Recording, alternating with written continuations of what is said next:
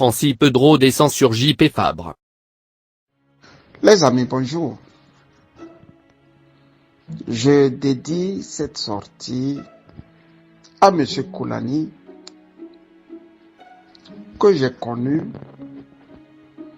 sur la plateforme Un cœur pour le Togo.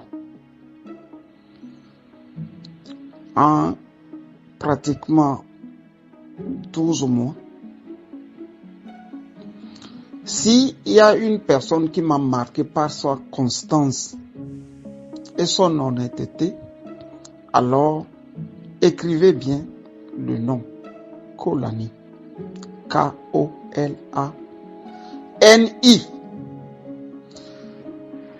Monsieur Koulani, je vous salue. Je vous salue. Vous avez répondu du tac au tac à Francis Pedro. Il paraîtrait que Francis Pedro aime ça. Là où on l'affronte frontalement, il adore. Puisque lui-même il dit, ou il disait, les militaires ont voulu s'en prendre à Jean-Pierre Fabre et lui, il a failli les caillasser. Si vous vous rappelez, cette sortie, il l'avait faite tout après que Tipi ait lancé son 19 août 2017. Vous savez, les amis, chers Togolais, chers Africains, il y a des gens qui prennent délibérément sur eux d'être des esclaves. Ils disent, moi là, je veux être esclave. Il y a quelques mois, je crois en 2019, j'étais dans un avion avec une Mauritanienne. On partageait pratiquement le siège. Elle est à côté de moi. Et on a discuté jusqu'à Francfort, où on devrait descendre, de la Mauritanie et de l'esclavage en Mauritanie. C'est de là elle m'a fait comprendre que, au fait, l'esclavage est bien banni en Mauritanie. La loi punit sévèrement celui ou celle qui mettra l'autre en esclavage. Mais il se fait que il y a des familles mauritaniennes noires qui refusent de quitter le monde de l'esclavage dans lequel ces familles sont, prétextant que leurs parents furent esclaves des Blancs, c'est-à-dire des Arabes blancs mauritaniens. Donc eux aussi, ils veulent mourir esclaves. C'est tellement difficile à les convaincre qu'ils peuvent se libérer de ces chaînes que on n'arrive pas jusqu'à nos jours. C'est pour ça qu'on a l'impression qu'il y a encore de l'esclavage en Mauritanie. Je reprends, je recommence. Il y a des familles qui délibérément veulent toujours être des esclaves. C'est le cas de Francis Pedro. Il a connu les familles blanches de l'ANC tout récemment, parce qu'il n'est pas membre fondateur. Il est venu, ces familles-là l'ont convaincu et il a décidé de mettre sa poitrine à leur service. Plus que ça, il n'y a pas une explication pour quelqu'un qui devrait commencer par réfléchir que quand on fait 4%, c'est que l'euro est pourri et qu'il faille recommencer tout à zéro. Quand on va à une élection et qu'on fait ce score, on s'assied et on se demande qu'est-ce qui a manqué, qu'est-ce qui ne va pas. Vous voyez que eux, à l'ANC, ils ne font pas ce travail. Non, ça ne les intéresse pas. Dans des pays sérieux, en Afrique même, pour ne pas parler des vieilles démocraties européennes ou occidentales, mais un Fabre devrait dire, je tire les leçons de cet échec et je m'en vais. Vous l'avez vu faire? Non. Il s'incruste. Non seulement il s'incruste, il menace. Si je me place dans le contexte du pays dans lequel je vis, mieux mon pays d'adoption, avec 4%, ni Fabre, moins encore Francis Pedro ne peuvent l'ouvrir. Mais il se fait que c'est eux qui l'ouvrent grandement, au point même de menacer, de traiter les autres de menteurs. On vous a gagné à plat de couture, laminé proprement. Bon, pourquoi maintenant on devrait encore vous injurier? Non, sincèrement.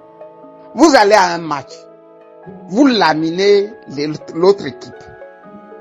Et quel intérêt vous avez encore à les injurier? Comme le Togo est un pays un peu bizarre, vous voyez que c'est les 4% là qui menacent encore ceux qui ont gagné. Non seulement ils menacent ceux qui ont gagné, ils ne menacent même plus la dictature cinquantenaire qui a une longévité de 54 ans. On va chercher Kodjoro, on va chercher Agbem Kodjo. Curieusement, tout ça en exil. Francis Pedro s'en tape. Mais comme il veut qu'on lui dise un peu ce qu'il est, on est bien obligé de lui dire.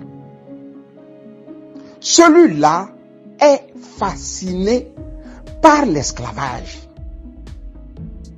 Il veut être esclave. Regardez bien l'homme. C'est Jean-Pierre Fabre.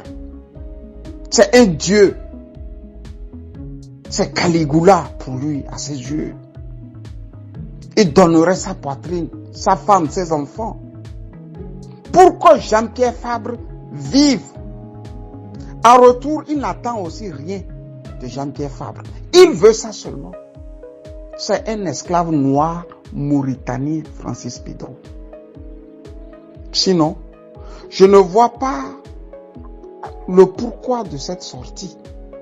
Au même moment où les Blancs, les Sébastien Nado, les Herman Cohen qui sont en train de retrousser leurs manches pour bondir dans les jours qui suivent, dans l'affaire Togolais,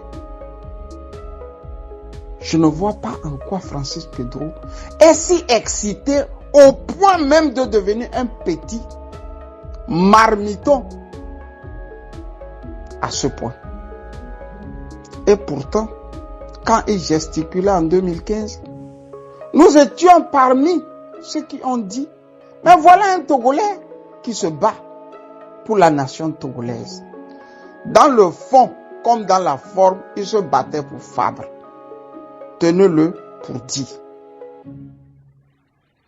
C'est Fabre qui est le Togo à ses yeux. Sinon, quand on a 4% à une élection, en Allemagne, au Togo, au Bénin, au Cambodge, et c'est pas, en Birmanie, on s'assied et on fait le nettoyage des écuries de GIA. On sort les mauvais grains et on rebâtit une structure du parti. Et on se met maintenant en ordre de bataille pour de nouveaux combats. Vous voyez, ils ont laissé Fabre en haut. Ils ont laissé Isabelle Améganvi au second point.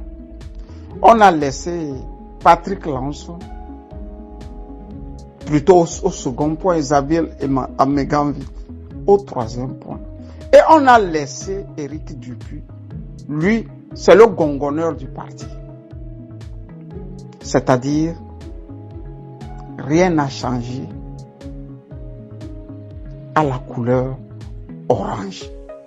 Et on veut encore gagner une élection au Togo avec ça. On se dit que non. Ici, là, c'est un hasard. C'est la vérité que les Togolais les ont infligée là. Et ils prennent ça pour un hasard. Ils ne sont pas conscients, ces gens-là. Ils pensent que quand il y aura encore élection, ils vont rebondir. C'est comme quand on était enfant. Vous jouez un match, on vous bat. Et vous déclarez, nous voulons le retour, le même jour. Dans la plupart des cas, les gars vous battent encore. Et vous dites, non, on va encore jouer l'aller. Vous passez même parfois toute la journée à jouer les matchs aller-retour. Et vous allez toujours remarquer que l'équipe qui vous a battu là, vous bat toujours. C'est ça la triste réalité. Et c'est dans ça l'ANC se trouve. J'appelle aux jeunes de l'ANC, aux gens consciencieux, conscients, qui sont en Europe, qui ont été dans de bonnes écoles, qui ont le flair politique et qui sont restés au Togo convaincus de l'idéologie du parti, de se débarrasser de la dictature, de chasser d'abord Fabre, de nettoyer le parti et d'espérer maintenant gagner à une élection. Sinon, avec ces gens-là, ces cupides-là, vous n'irez nulle part. Ils ont les habits qui soignent le faux. Et Francis Pedro, lui, a décidé d'être esclave. Un esclave qui refuse de s'affranchir. On ne peut rien pour lui. Laissez Francis dans ses habits. Ce sont ces habits-là qu'il aime porter. Je veux dire, la cuirasse qui lui permettent de défendre Jean-Pierre Fabre, pas le peuple togolais. Je reprends. Défendre Jean-Pierre Fabre, pas le peuple togolais. Bonne journée à vous et que Dieu vous garde. Camus Sali.